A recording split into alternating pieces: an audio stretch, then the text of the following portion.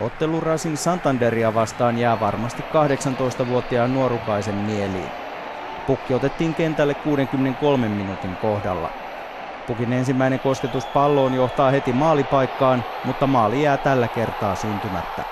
Olen tietysti tyytyväinen, että sai debyytin tehtyä, mutta ei voi kuitenkaan ihan täysin tyytyväinen olla, että kun oli paikka tehdä maalia. Siitä olisi voinut peli kääntyykin, jos siitä olisi tehnyt ja hävittiin. Ei nyt ihan täysin tyytyväinen ei voi olla kyllä. Yksi suomalaisen jalkapallon tulevaisuuden toivoista sai näytön paikan, sillä Sevillassa Pukista odotetaan paljon. El hecho de perder, pero bueno, ha hecho lo que sabe, que ha sido quedarse con el portero en 1 contra 1, no ha definido como él sabe definir. Me esperaba que lo que suele saber, que él hace muy bien, picarla o colocarla, ha querido meterla por debajo, no ha podido ser y nada más, el chaval ha hecho todo lo que está en su mano y estoy satisfecho por su labor.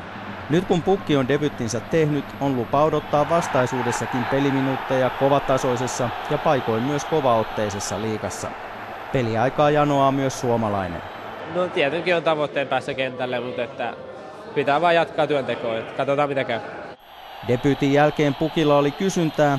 Olihan jälleen kirjoitettu pieni pala suomalaista jalkapallohistoriaa.